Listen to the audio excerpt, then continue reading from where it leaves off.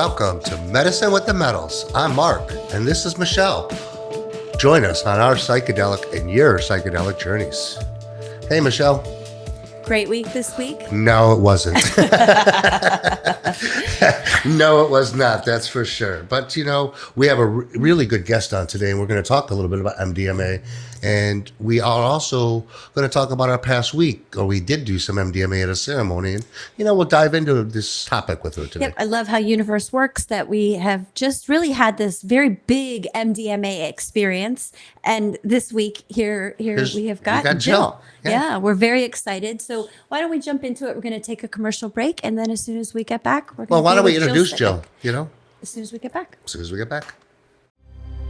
As we enter the new year, it's the ideal moment to accept change and go on a journey of self-discovery with Mama Dose. Break out from the monotonous routine and create a goal that prioritizes your mental health and well-being. Mama Dose allows you to experience the transformative impact of trying something new, unleashing the possibilities of positive transformation in your life. Consider Mama Dose as a catalyst for regeneration, guiding you through subtle yet impactful transformations. Allow Mama Dose to be your companion this new year as you navigate unexplored areas of personal growth and healing. Small doses, big results.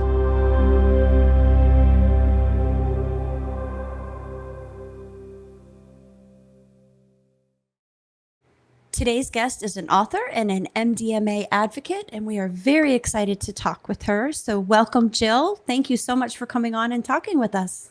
All about MDMA. MDMA. Oh my gosh, it's a pleasure.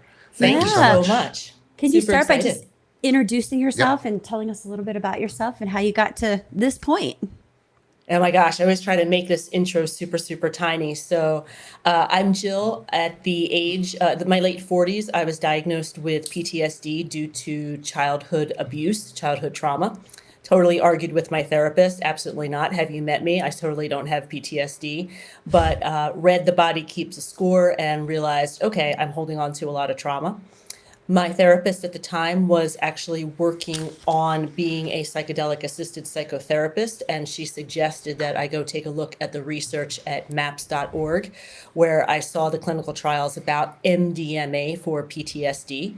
I had never really done drugs before. I was, corporate girly, straight A kind of person, and hesitant, but when I had gone to her, I was in the midst of a months-long panic attack that I was becoming suicidal and just didn't see a reason to not try a therapy that clearly had some clinical research. And very long story short, after 1 year and 3 therapeutic journeys, I no longer qualified for a PTSD diagnosis.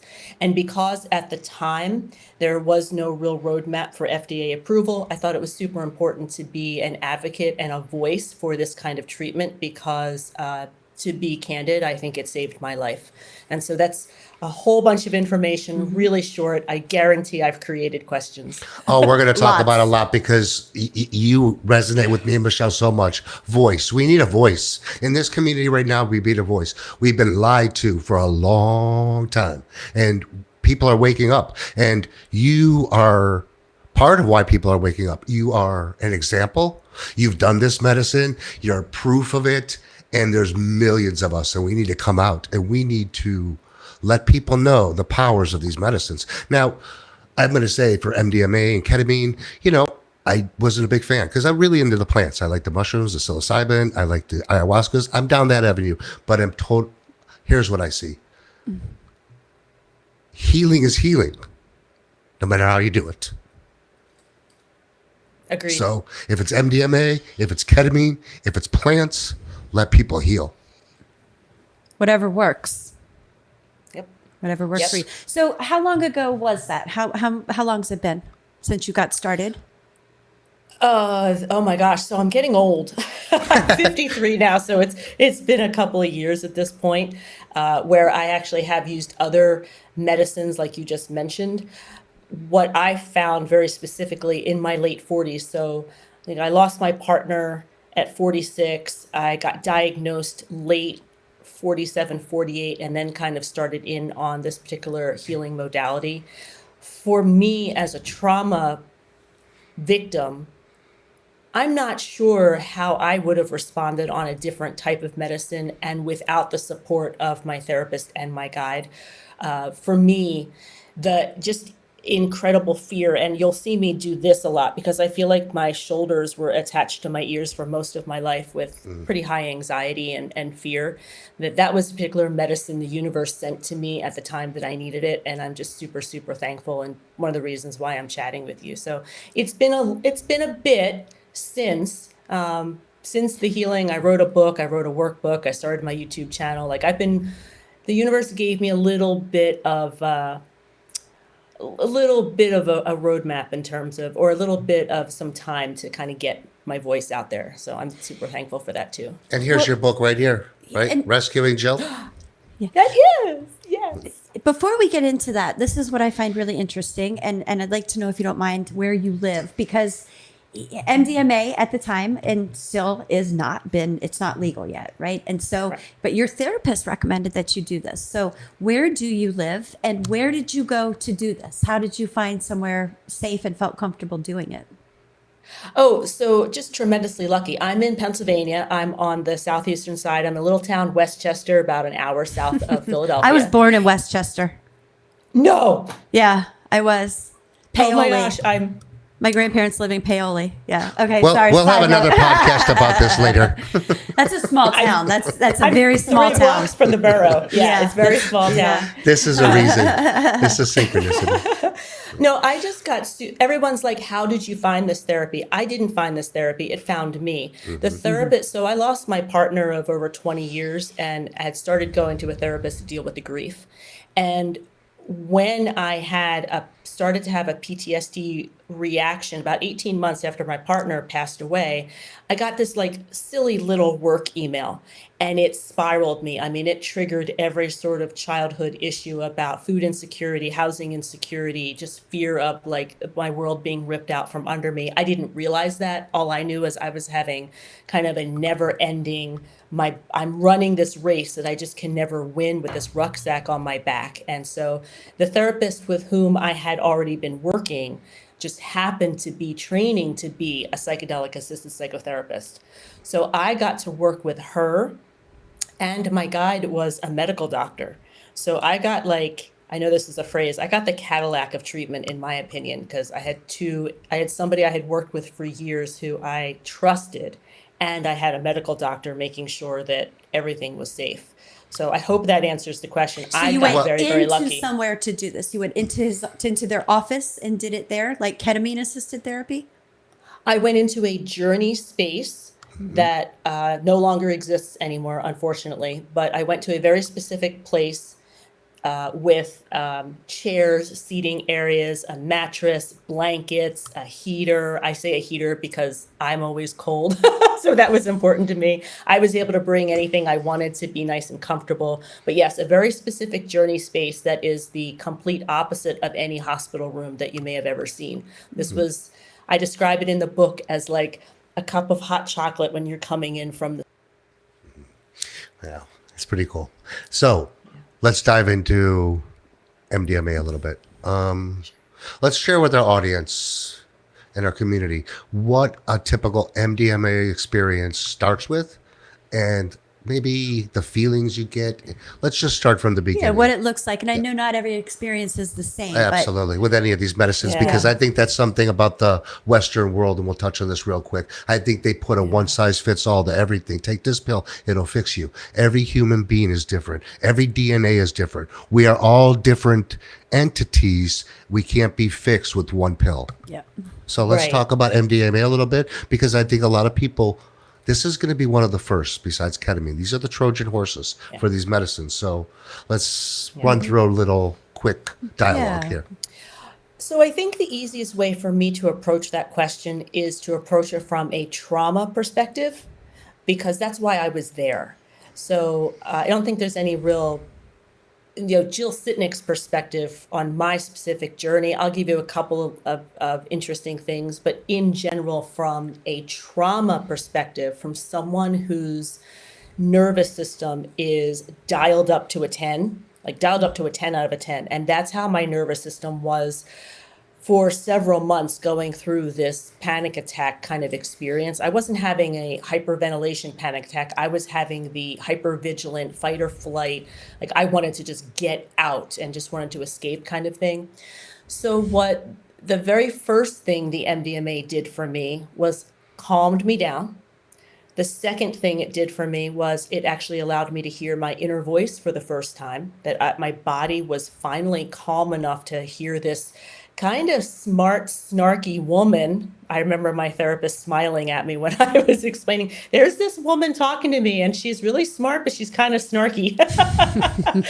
And then the third thing it did for me, again, as a trauma patient, was that for the first time in my life, I shared with two people how terrified I was of my father, and that if he was in the room with me, I was 1,000% sure he would have his hands around my neck the way he had done to my mother at a parent conference, that he would just come through the door and just attack me.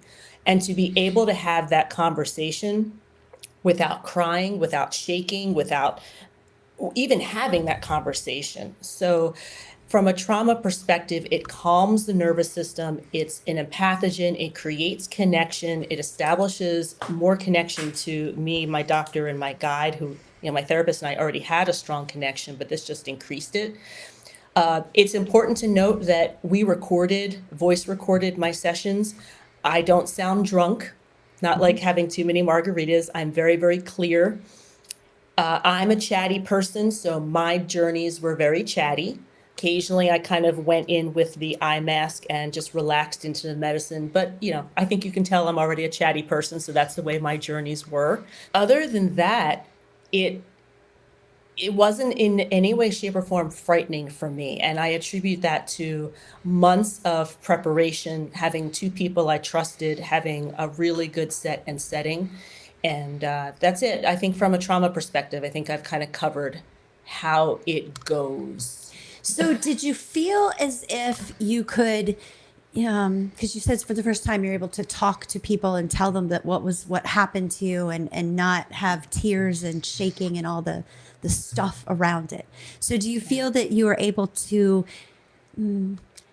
sort of detach the feelings from it and be able to just see it for what it was instead of attaching to what it did to you? So that's an excellent question that moves more into my experience of integrating MDMA.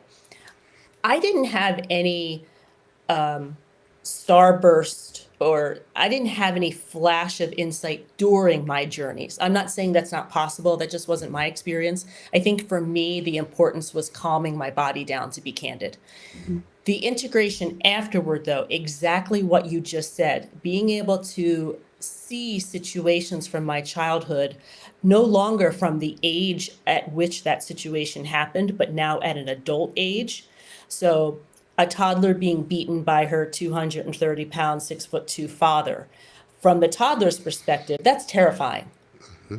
From my perspective, in my late 40s, early 50s, I'm looking, and I often do this, where I'm kind of looking at the memory, almost like it's on TV or in a movie, and I'm saying, hey, it was not that child's fault that she was getting beaten. This is a grown man who just had his own issues. It wasn't my initial thought. My initial thought was a lot of anger, but I've done a lot of healing and understand my father had his own issues. Of course.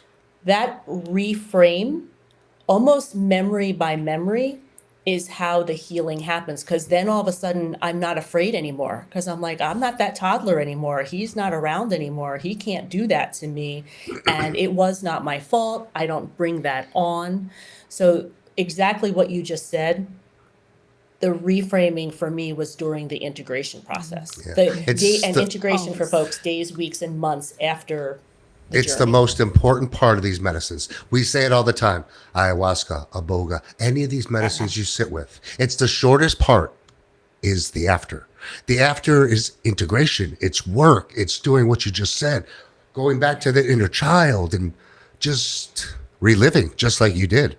And Isn't that where the healing comes? Yeah. I mean, Mark and I believe that it's all goes down to childhood trauma, all of it. Anything that happens, whether it happens to you when you're 40 years old, how we react to it, how we react to it, and how we deal with it, it all goes back to childhood trauma. And I think you just touched on a really good point. What you touched on there is we look at forgiveness in two different ways.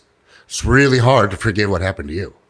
But how do I say this? You've worked so hard on integrating it that you see his traumas. His traumas were from his traumas and his traumas. This is all a lineage. This is all a trauma. This is all trauma medicine. We're all broken. If you say, we're in a world right now that really can't, it's a fight or flight. It's like, that's how we live our life. And they probably diagnosed you with IBS when you felt all these feelings, because your feelings were exactly how I was feeling before I went to these medicines. That impactfulness, those nerves, that stomach, that high anxiety level, like your shoulders are like this. You're right, all the time. And I would be at the hospital twice a week, a month. What is going on? Everything referred to IBS.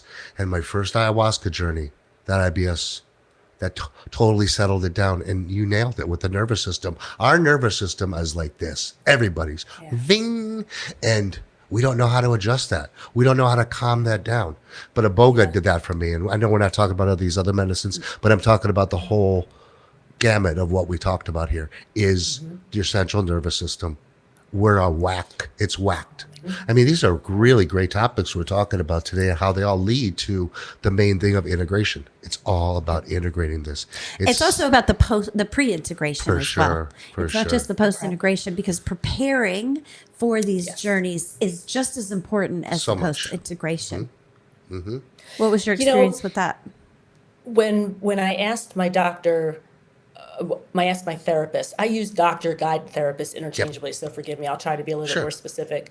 When I asked my therapist kind of give me the roadmap here, she made it super simple because I was an English major. 40% of the time, so think of like one therapeutic journey, the entire cycle, 40% of the time is the prep.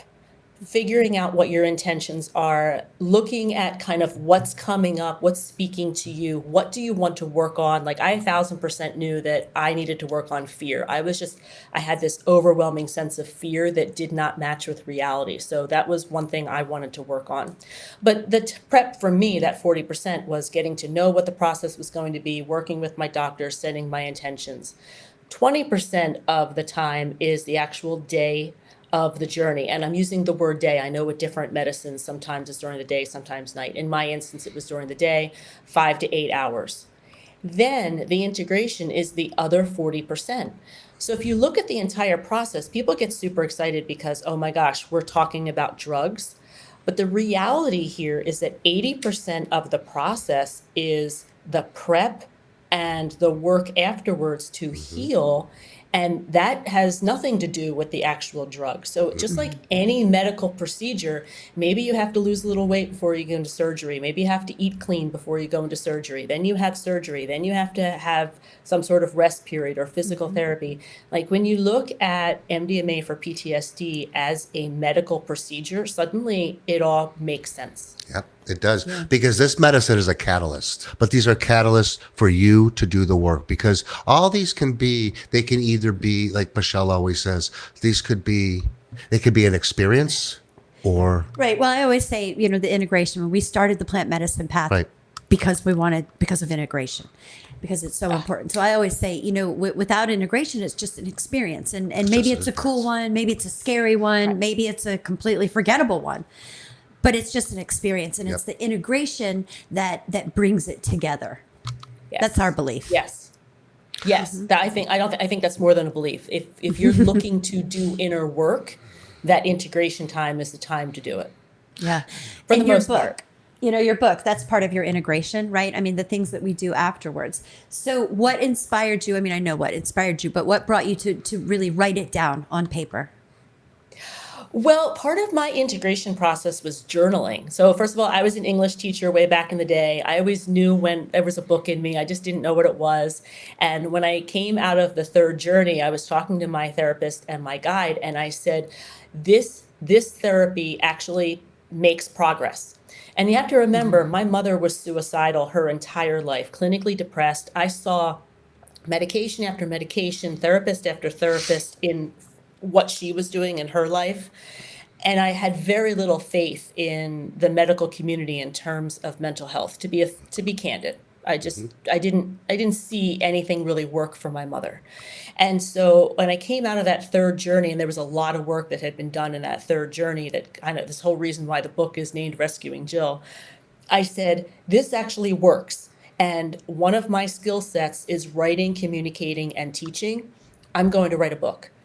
And it wound up not being quite so hard because my integration process was journaling. And I always type when I do. I type faster than I write. So I had digital acres of journals from which I could refer and look at. And, I managed to bring the book super small to make it a nice, easy, kind of quick read for everybody. Because if I had published my journals, oh my gosh. So what is your hope that somebody gets from reading your book? Well, it's so funny you ask that, because the initial goal of writing the book was simply to explain from a patient's point of view or a patient's perspective how the therapy worked. And I didn't write it hindsight 2020. You're in the sidecar with me, all the embarrassing stuff that goes on that you're thinking about whenever you're there. But what winds up happening is that my father was really not a nice guy. And my mother was, really ill for her life. So people kind of latch on to some of my stories.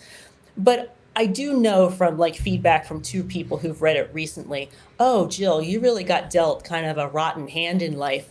But I also see how this therapy is a process. And I'm going to go tell my friend who's just going to try to do some shrooms that they actually need to put some work into it. So I think I'm making the impact I wanted, even though sometimes my story of my childhood is the first thing people mention. Well, because it's your trauma, and people understands people's traumas. Like you said, people navigate it and they understood. So that's why we do a lot of what we do, because everybody's story is different. So we all have a story to tell. But at the end of the day, people love to see other people's stories. I don't know if they love to see the pain so much, but they love to see successes. And people love success stories. They just do. Let's talk a little bit about psilocybin with this MDMA, because I see that on your book. Do you do that at the same time? Me and Michelle are very true proponents of psilocybin. Medicine of the future, Western world. If you want to use it recreationally, physically, mentally, whatever you want to do, it's a beautiful medicine. So it is. How do you work these two in together? Do you do the experience first, or do you mix them together? Yeah. So my first journey was September. My second journey was December. So quite a good bit of integration. My third journey was not until May. So a very long integration process and preparation for the third journey, because what had happened with the first journey and the second journey of only MDMA was that my system had started to calm down enough to kind of approach the main trauma that was kind of keeping me afraid of life, afraid of doing anything. We just had to, I always talked about the idea of cleaning, you're doing a sink full of dishes and you're kind of cleaning, but you need a little bit more dish soap halfway through the sink full of dishes. That's how I was. It just took me long enough. It took me, 2 journeys to even get down to that really ugly, messy pan of dried on gook, whatever.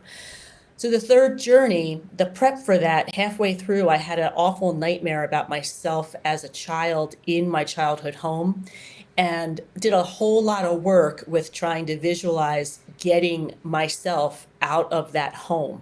A lot of attempted at reparenting, a lot of talk therapy, and there was no door to the house. There was literally no door. Where the door was in real life, there was just a wall. And it was just a perfect metaphor for the fact that I'm still trapped in that house. And because that prep time was a solid 5 months and I wasn't making any progress, my guide said, look, we're going to continue using MDMA, but how open are you to using a bit of psilocybin in that journey if we still can't get that Jill out of that room or out of that house? And I was like, at that point, I completely trusted my doctors. I had never tried mushrooms before, but I knew I was going to be in safe hands. And that's how I agreed. So about 2.5, 3 hours into the third MDMA journey, where we hit that block, we actually tried to get, I have the transcripts, we tried to get little Jill out of that house and she wasn't budging. And that's when my doctor and guide gave me a very small dose of psilocybin. And that's what made my childhood home kind of open up, disappear, and let me know that I could escape that house. Because those two medicines do speak beautifully together. Mm-hmm. They do. They can. Yeah, I mean, they can. Just make sure they can. Yeah. You know, Jill, you're just a prime example of how this process works. Don't you agree, Michelle? I do. I mean, Yeah. she's done everything right. Like, I mean, I don't mean to say it there's like a that. wrong way, but I mean, I don't think there's a wrong way. There goes my stupidity again. So, I mean, you've just like you've experienced it and you saw it and you went back and you said, well, I need to do this again. And you kept seeing and doing, because this is a personal journey. There's nobody that's going to convince me anything different. And you mentioned something in the beginning earlier in our conversation about when we go to these therapies, and you saw your mother going to therapy, going every week. I say the same thing to so many people. You know, we go to these therapy sessions and we sit there and we take our antidepressants and we go see our doctor. We talk to him for an hour. We're doing the same thing the next week. Same thing the next week. You know what? One little magic dose of 1 or 2 grams of psilocybin. Go see your therapist next week. Things will fucking change. Big time. Yes. So Yes. this is the story we're trying to tell. This is the truth. They've been lying to us for a long time, and it's time for us to tell the truth. Yeah.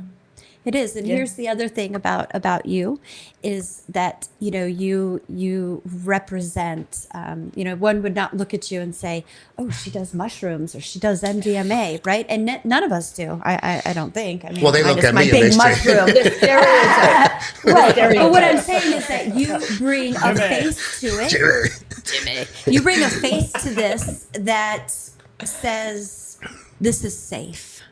Yep. I'm not some, you know, wackadoodle over here doing this. I'm doing this. You were a teacher.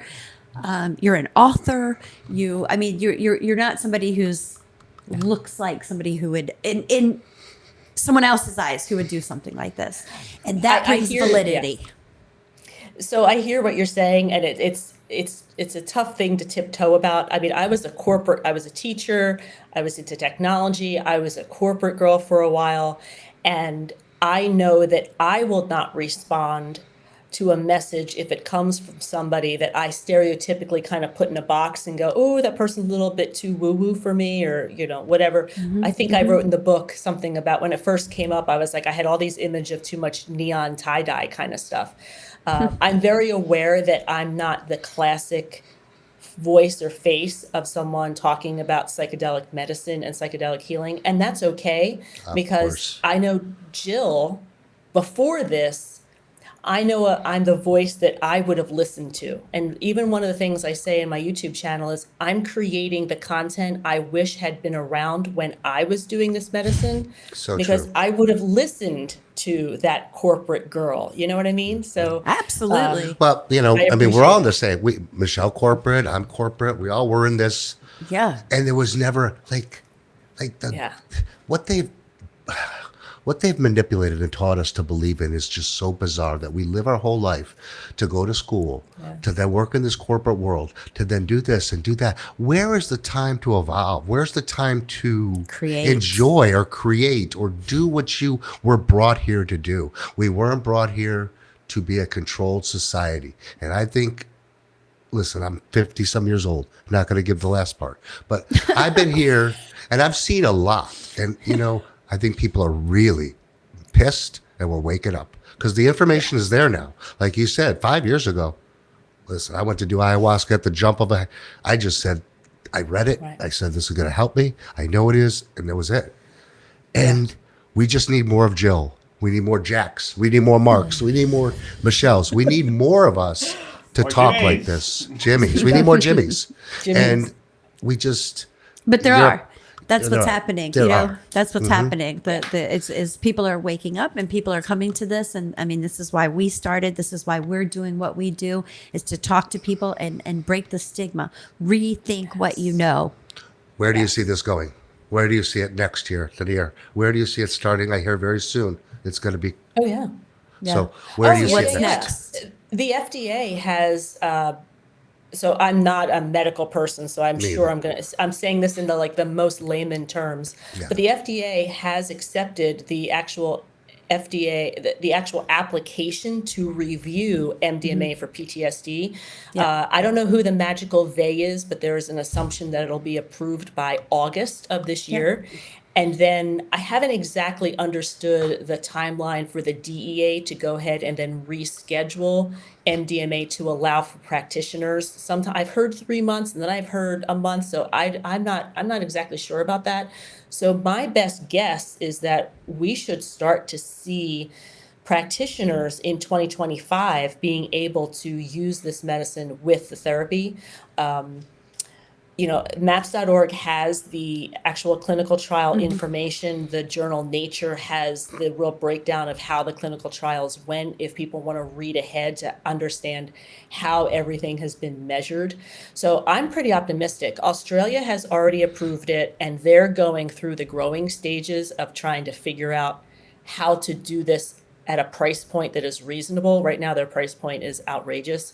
In US, there are insurance companies trying to figure out the codes and how does this get done. I mean, unfortunately, It's you a asked money where game. we're going. Yeah. I think in the very beginning, it's going to be relatively pricey until things are figured out. So you think since society is a little more educated, they have a little more knowledge, they see the science is there, do you think more and more people are going to probably take this practice up on their own and just try it themselves? Yeah. 1,000%. Because I think the price point, and again, this is Jill Sitnick's opinion, just looking at what's happening in Australia In Oregon and Oregon with psilocybin. with psilocybin. Yeah, I think a lot of people, and it's one of the reasons I went on a retreat last January, a psilocybin retreat, and I saw people come out of that retreat really disappointed that they didn't really get what they wanted out of the retreat. And the teacher in me was like, oh, I can help with that. So that's why I wrote my workbook. Yeah. My workbook is like my therapist and I coming up with intentions, and I talk about the whole process, because I'm pretty sure lots of people are going to try to do this on their own and not really understand that 80% of the process. They're going to only concentrate on that 20% of actually taking the medicine and not realize that whole other 80% is super important for their healing. And so what's next for you?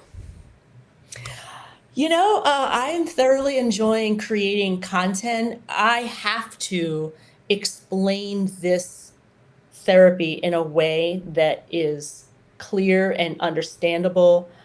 So I'm constantly figuring out my metaphors and constantly figuring out how much do I talk about me? How much do I talk to other people? Like, I'm thoroughly enjoying the creative part right now. And, as long as I can keep educating and informing people and just kind of sharing that this is a real healing strategy, because I think you mentioned it before, there are millions of people in this country that have PTSD, diagnosed and undiagnosed. And so if I can impact people in any way, shape, or form, that's the goal. I've always just been a mission-driven person. What do you think is going to happen to the licenses in the next 3 or 4 months when these people start? Like, what's going to happen? I mean, there's so much control back and forth. I mean, who's going to control that? Who's going to say you can't do that? You can't do that? I mean, Well, the look at the gamut we're playing here. I mean, $6,000 for a psilocybin ceremony is absolutely insane. Why are we even going down this path? Why? I don't understand this. And where's this money going to? Why are we charging this much when we can get these medicines for so inexpensive? They grow from the ground, most of them. I know this is more of a medical chemical, but why these absorbent costs? It just baffles me. This is the way I look at it. Whenever you're going into a medicinal journey and you have some stuff to work on, you're always going to have a little bit of resistance right before. And that's natural, because you're like, your inner children are kind of getting a little riled up. And the way I'm just interpreting the behavior of people trying to control or trying to establish certain things so a certain group of people makes a whole lot of money, it's like just the initial resistance before the healing happens, and we're just going to have to work through it. Unfortunately, I wish I could snap my fingers and all the resistance and all of the silly little walls and red tape that are going to be created. Yep, and that's all they do.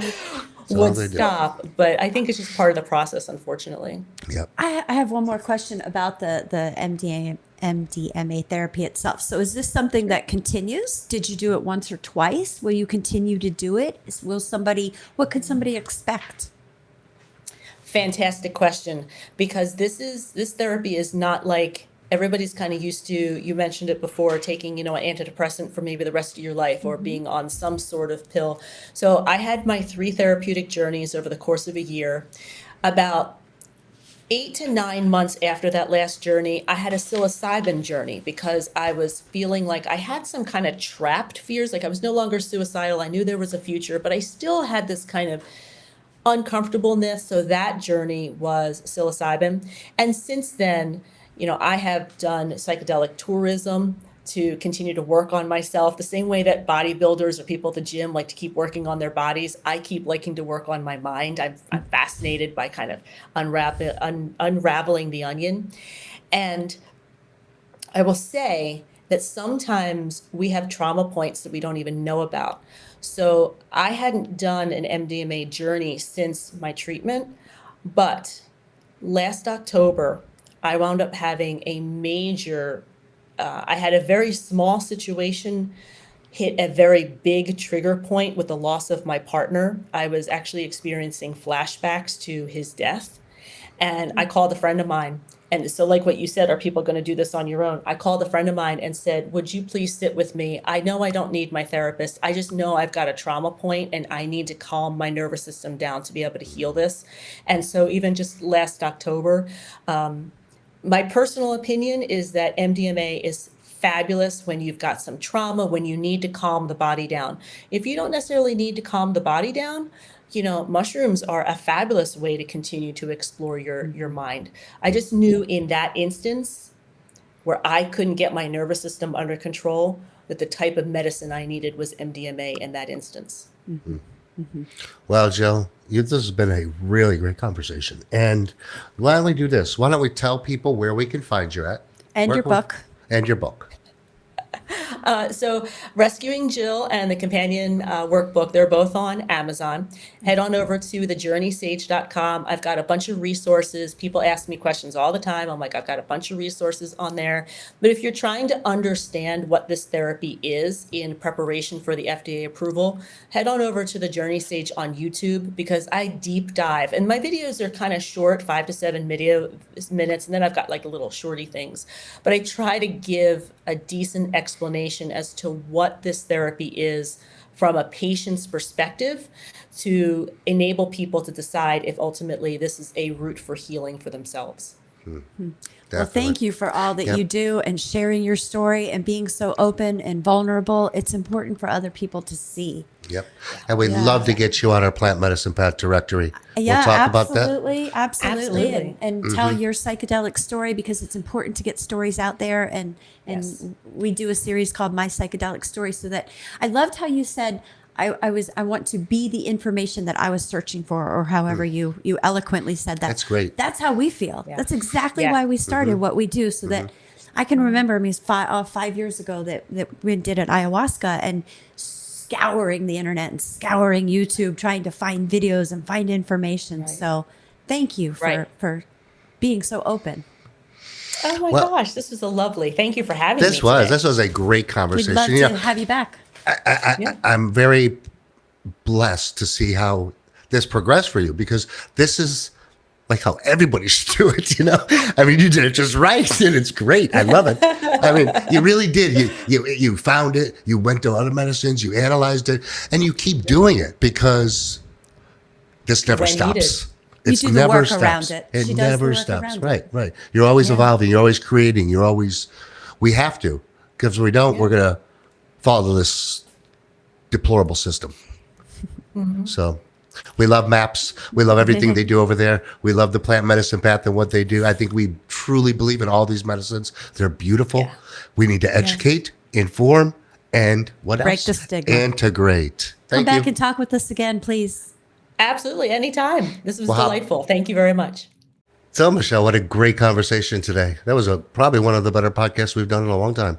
Yeah, she was. She was great. It's such an important conversation, and she just represents such a face for this because people trust.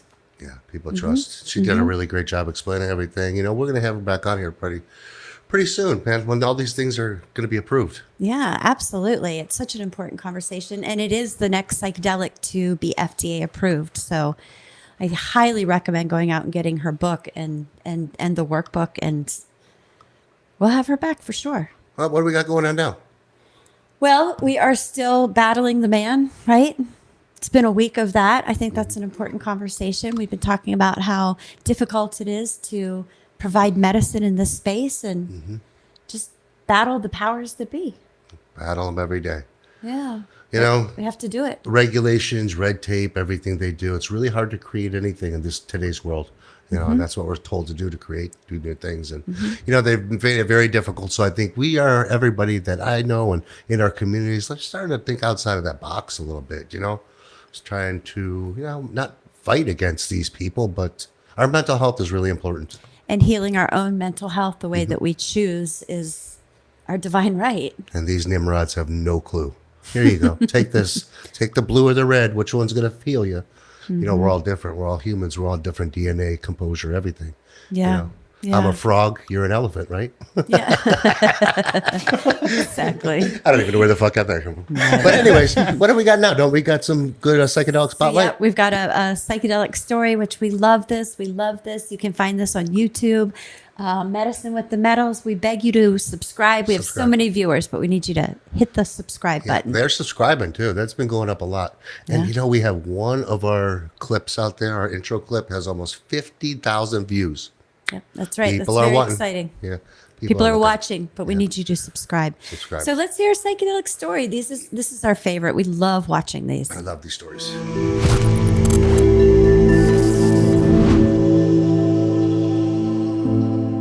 Where do I begin? I come from an interesting walk of life. I have been through a lot of trauma, and it started when I was 7 years old when my mom passed away. And that set a precedent of a very interesting future.